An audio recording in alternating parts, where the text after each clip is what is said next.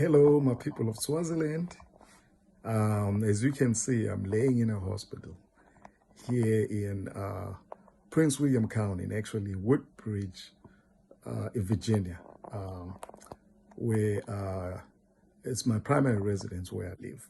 But I'm here in the hospital running various tests to basically see that there's no other damage anywhere. Got hit by a bus in Washington, D.C. Took me to Howard University. I was not happy with the service over there at Howard University Hospital. They're a great hospital. In fact, it's a good facility. I'm just used to top of the line. I mean, when I say top of the line, the best diagnostic equipment I've ever seen in my life, probably the best you'll ever see in the world, is right here in Virginia, in Prince William County, where they saved me from a diabetic coma, got me out of a diabetic coma. So I have confidence in them, and I know the doctors here. I've worked with them, and they've also worked on me. And so I used to work for Inova Health System, and some of those doctors were part of Inova Health System. So I had confidence and I trust them because I know who they are. And I know their credentials and what they have done.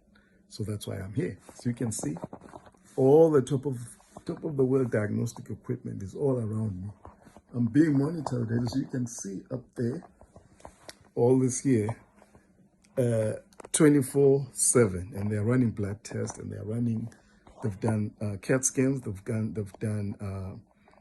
done some what they call CT scans, they've done what they call this, they've got the sonograms, they've done X-rays, they've done blood work, they've done the EKG, they did everything basically. So now I'm just waiting for the results. Not sick, just making sure that there's nothing else extra out there that may have been left unattended. So anyway, as I'm sitting here, I'm calculating how much it would cost to educate all the kids in Swaziland in the tertiary institutions. So I've basically Googled a lot of information. I've researched a lot of information. There are a total of 10,000 tertiary students at the highest level in Swaziland. They range between 8 to 10,000 annually a year, from first year at the University of Swaziland to the end of fourth year. Some kids are doing 2-year degree programs, so they don't really quite finish 4 years. But I'm using averages now here. So to take 10,000 kids, so we're assuming all the kids are going to end up with 4 years minimum, okay? Okay, 4 years minimum for us to educate them from first year when they enter Swaziland College of Technology to the end of their 4 years until they get the bachelor degree equivalent. If they're in a technical college, the equivalent of a degree. If they're at the University of Swaziland, the equivalent to a 4-year degree, not a 2-year associate degree, a 4-year degree, not a diploma, what you call in Swaziland a diploma. So to educate 10,000 kids, which is the maximum kids we can have in Swaziland, at any given year, the maximum. They range between 7,000 to 10,000. Some years we have the high maximum, sometimes we have 7,000. So now there are 10,000 tertiary kids.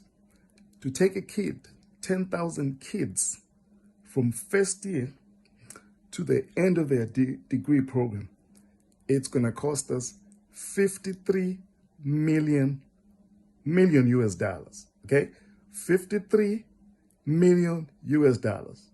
I can break down the numbers, how I came up with that 53 million US dollars to educate all the 10,000 kids from first year to end of their fourth year.